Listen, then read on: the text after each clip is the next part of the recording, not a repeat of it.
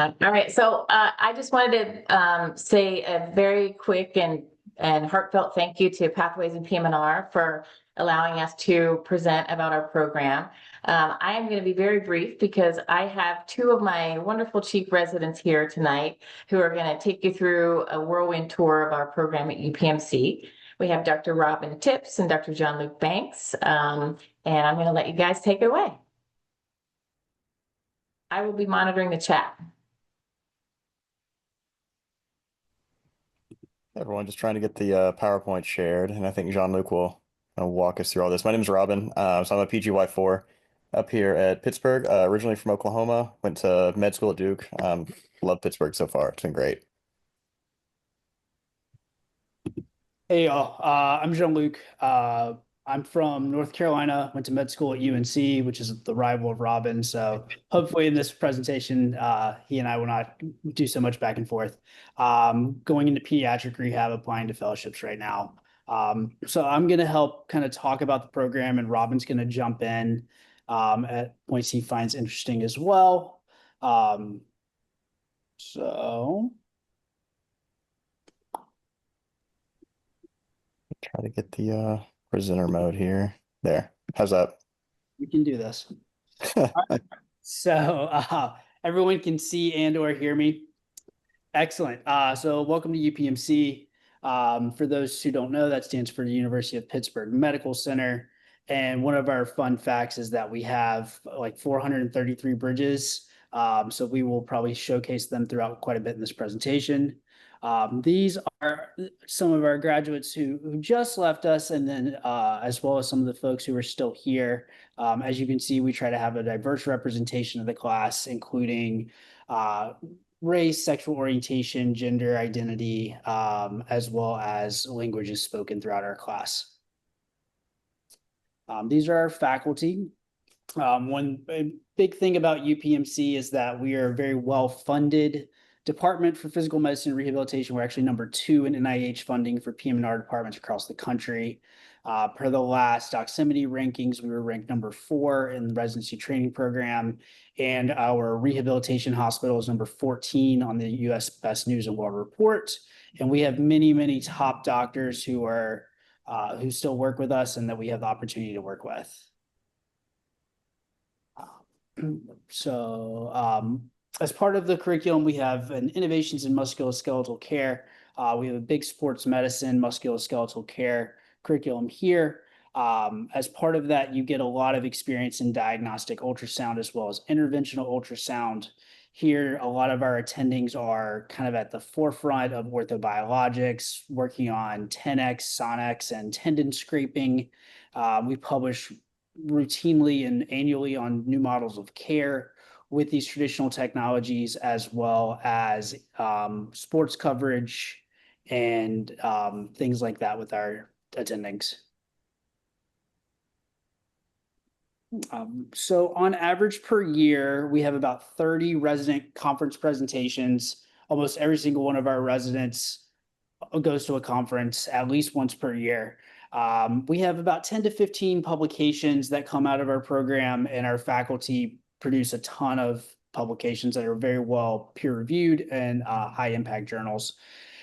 As part of our residency here, we have a research, education, and as well as administrative tracks. I'm part of the education track. We have folks who are part of the research track and the administrative track as well. We are working on other tracks in the future. And many of our residents do hold national leadership positions in AAPM&R, AAP, ACGME at large, or the AAMC. Here we have 4 fellowships that are ACGME accredited. That would be pediatric rehabilitation medicine, sports medicine, traumatic brain injury, and spinal cord injury. Currently, we have 2 traumatic brain injury fellows, and in the past have had 2 sports medicine fellows. We also have a fellowship in value-based spine and musculoskeletal medicine, which is pretty unique to UPMC, as you get an experience that you don't necessarily get other places. So the first year, our residency curriculum is predominantly, this is our intern year, which is part of the categorical program. These are some of our old categorical residents who are now edging their way into PGY3. You do 3 blocks of floor medicine. Each block is about a month long, a month and a half of night medicine. Then you have some opportunities for some electives in neurology, rheumatology, radiology. We do have our interns get to come back with us for a PM&R inpatient block rotation, as well as your traditional standard ICU and emergency medicine rotations. In the second year, it's predominantly inpatient rehab heavy, but we do have some outpatient rehab months. You're going to rotate through neurorehabilitation, acquired brain injury, spinal cord injury, stroke, as well as community general rehab. One really great thing here about UPMC is that we have both the high level academic rehab as well as a community level rehab, all within probably 15 minutes of each other. The outpatient exposures that you get in PGY2 are really great because you get early exposure to musculoskeletal and sports medicine, amputee, pain medicine, early exposure to epidural spinal injections, as well as pediatric rehab for those who are interested. You get early exposure to EMG and mixed outpatient with bread and butter PM&R. And we also have a research month where you create a research project, as big or as small as you would like it to be, and you have a month of dedicated time for that project to explore your interests. In your third year here, we do 2 months of consults throughout the hospital, and we are one of the busiest consulting services in the hospital. So if you're interested in inpatient rehab and consult medicine, you get a lot of that exposure here. We do have some inpatient rotations as part of our third year, being the senior on the medically complex and transplant rehab unit, as well as traumatic brain injury, and then exposure to general rehabilitation, all which takes place at one of our hospitals. You get more exposure to EMG during your third year, specifically 2 months of it, so that you're able to meet your requirements in regards to the ACGME required numbers that you need for EMG. You get a month of pediatric rehab, which is predominantly inpatient based, and you get to spend time at our CHRU, which is our children's hospital rehab unit. It's a very fun, colorful, exciting place. You have the opportunity to do an elective during this time. So for those who are interested in pain medicine, they actually will start kind of working on their pain electives. For those who are interested in sports, they will do something similar. And then we got a lot of MSK sports and ultrasound exposure in your third year as well. In your fourth year, it's predominantly outpatient.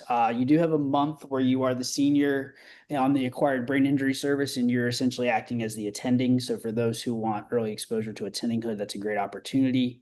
You get general outpatient exposure, some more EMG and neuro outpatient exposure, pediatric, sports, burn, and one senior outpatient community clinic. One great opportunity about this program is that we have an outpatient senior clinic of which runs the entire year. You can do 3 months at a time or even longer, where you follow and get that traditional continuity of care with your patients, doing a variety of things that you're interested in and may be interested in as in your future as an attending. We also have 3 months of electives in outpatient medicine, so you can do pretty much anything you want within reason, as long as it's covers more of the outpatient side, which really allows you the opportunity to tailor your skills and your interests to what you want to be when you graduate residency here. Talked a little bit about our program features, the research track, admin track, and education track. Just going into a little bit further, our research track actually gives you protected research time, as well as our admin and education track, where you get protected time during each block rotation for a half day a week or a half day a month. For the research track, you get about a half day a week of protected research time. There's lots of funding opportunities here. There's opportunities for longitudinal projects, as well as further ways to kind of diversify your experience. And we are working on getting a lifestyle medicine area of concentration. One of our attendings just passed her lifestyle medicine boards. Equity and inclusion is incredibly important here at UPMC, especially in the current political climate. We really do value the experience of other people. of all different races, colors, sexual orientations, gender identities. UPMC is a fantastic opportunity to be here. Pittsburgh is a very diverse area. I have a disability and I also have a husband. And it's been a very well, comfortable, and accepting place for me. The Disability Resource Center here is really phenomenal. Pittsburgh is not always the easiest city to get around, but our program and UPMC in general is very dedicated to making sure that you can thrive. I just wanted to give you your 5 minutes. Appreciate it. Some of our program perks are free health insurance. That is a huge perk as someone who's had multiple surgeries on behalf of UPMC. You get a meal stipend. We actually get the same amount of money as the neurosurgeons, which is just fantastic news. We have support for conference attendance, where many of us go to conferences at least once, probably twice to 3 times a year. We have education funds. Our parking is free, which is something I did not consider when applying to residency out of medical school, but is a major benefit. We have a relatively low cost of living. Robin and I both own houses with our partners. Some of us also have rent apartments and other things like that as well. There's a lot of flexibility on vacations. As chiefs, we are pretty flexible in determining that people can have the time off that they need. And then for those who have kiddos, we do have daycare at Mercy, which is one of the main hospitals that you rotate as a PGY 2, 3, and sometimes 4, which is really great for family planning and for those who need that kind of care. I'll speak on our learning and didactic curriculum. We actually have 5 hours of protected time. It's every Wednesday from 7 a.m. to 12 p.m. That means your pagers are off. Your attendings are answering pages. They are writing the notes. They are seeing the patients, and you are focused on learning. We have really awesome workshops focused on ultrasound guided injections. We have cadaver anatomy dissections and prosections. Each of our components of our blocks includes ultrasound as well as spasticity management. And we also have offsite workshops as part of different didactic curricula through our prosthetics and orthotics block, as well as our human engineering and research laboratory here at UPMC, which is a really big research powerhouse. For those who are interested, we have an ultrasound curriculum that meets monthly outside of traditional learning, where you have the opportunity and exposure to become more adept at ultrasound. Volunteering opportunities, we have an abundance of adaptive sports here, as well as opportunities to get involved in sports coverage. For those who are interested, we have a Disability Pride Month here and Disability Pride advocacy groups to be a part of. We also have our residents involved in food distributions, as well as working with the unhoused populations. And we have a street medicine team here as well that gets the opportunity to really have on the ground efforts with folks that we may not traditionally see in our inpatient rehab settings. We have a wellness committee. We do a lot of different things as part of our didactic curriculum. We have a 30-minute wellness time slot where there are traditionally scheduled activities there, but you can take a hot girl walk if you want to. You can go get coffee. We also meet outside of the traditional classroom all of the time. We have a wellness picnic. We have monthly opportunities where folks get together outside. And then really here, if you are, bored one night and you text one of your co-residents, there's going to be an opportunity that someone's having to hang out with your co-residents. Our crew comes from lots of different places. Robin and I are from North Carolina, but we have folks from all over the East Coast and the West Coast, Texas, Florida, the Northeast. And so we do represent a large population of the United States. Pittsburgh neighborhoods. I live in Lawrenceville. Robin lives essentially in Lawrenceville, right on Bloomfield. Each neighborhood has its own vibe, which is really awesome. There's different areas that are specific to different cultural populations. There's different food. There's different activities. And you can really find what you want here in Pittsburgh.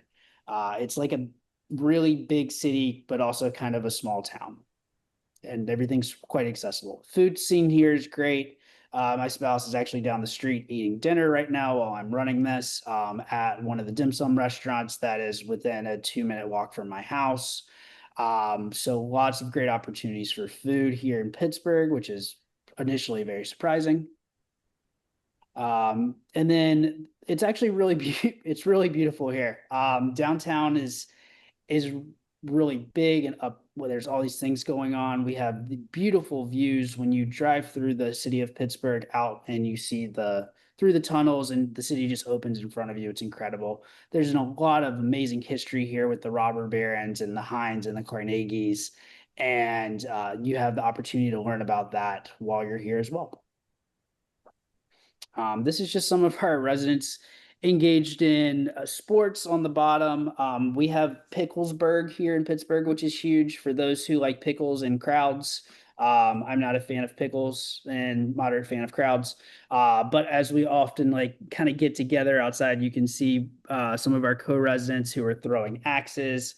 Co-residents here at Picklesburg. We play recreational sports as part of the Pittsburgh Sports League and get together pretty often outside of work. Yeah, we're sand volleyball champions this year, Jean-Luc. We I did. I saw that. just brought home that trophy. Yeah, that was not due to you, right? Oh, entirely due to me. Yeah, I got a whole 3 points during that game. Attaboy, proud of you. Do we still have Twitter? Unclear. We have Instagram. We have social media. We're not gonna call it. We have social media. I prefer more the Instagram models, which is UPMC _PM&R. We have people who are very active on that page, including myself, posting all the different things that we're doing around here. And follow it, message us if you have any questions from that. We'll put our email in the chat too. It'll probably be easier to reach out to us by email. All right, I think that's the last one, so I'll stop sharing. We're right at the end of time, maybe. I think you guys actually have 4 minutes left. Oh, cool. So there are some questions for you guys. I think you guys have been answering most of them on chat. I don't know if you guys wanted to talk about any of them. It seems like a lot of them are kind of based off of like your very big interest in DEI, kind of keeping that alive and the education tract. If you guys want to talk about it for a couple of minutes, then Yeah, John, look, it looks like there was a question about the educator track and teaching of medical students. I don't know if you want to touch on that one. Sure. I can't exactly find it so quickly. But yes, we have the opportunity to teach medical students. I'm going to be going into academic medicine. I actually have an opportunity this upcoming month to observe the medical students who are rotating with us as part of their AI or sub-I here and provide feedback for them performing a history and physical exam on predominantly like a traumatically brain injured patient. And then I will receive feedback on my feedback as an educator, which I think is absolutely huge because you don't necessarily get that opportunity. But I also teach the Justice, Equity, Diversity, and Inclusion course for disabilities to medical students here at the University of Pitt's School of Medicine. And there are many, many opportunities to get involved with medical students who are both rotating with us as well as medical students at the University of Pittsburgh. Let's see. I'm just going to quickly go through. Let's see. The resident class size is 9 of us. There are categorical options as well as advanced. There are 5 categorical. There are 4 advanced. Robin was a categorical. I was an advanced. PM&R residents are able to rotate through street medicine. Predominantly, it's more of a volunteer-based effort. But the opportunity for electives here are so abundant and there are outpatient electives available that we are flexible and you can do many of the different things you want. Does your program support doctor's appointments and patient sick days? Absolutely. We have 3 sick days here at UPMC as part of our residency, but our attendings are amazing. I've scheduled doctor's appointments, dentist appointments early in the morning, a little bit later in the afternoon. Never had an issue with it. Actually had surgery in the middle of the program and was able to receive appropriate accommodations to have the time off to recover while not having to delay my residency training. What is the requirement to be accepted? Trying to reply it on typing, but you're beating me to them. Yeah, sorry, dude. Got slow fingers. Some questions about the street medicine program, looks like, that came up. Yeah, so street medicine's through one of our attendings, Dr. Hurwitz here. And it's a really awesome opportunity to see patients in an unhoused and native environment that you predominantly don't necessarily get to see in rehab. One of the really great things here at UPMC is that we do take Medicaid pending, Medicare pending patients. So that does diversify the experience of the patient population that you receive and get to take care of. However, there are still a lot of barriers to access to care for folks who are unhoused or folks who have lower resources, especially when it comes to accessing just general hospital community care. So I really like that you're able to go into the community and meet them where they are in regards to traditional rehabilitation needs such as prosthetics and orthotics, as well as botulinum toxin and pain management. Thank you guys so much. I think we're gonna have to move on to the next person. I think there were I think just right now there's like a couple of like last minute things maybe. If you guys want to stay and answer them on the chat, that would be amazing. If not, they can always just send them to you in email, whatever works for you guys. But thank you guys so much. Thank you all. Thank you.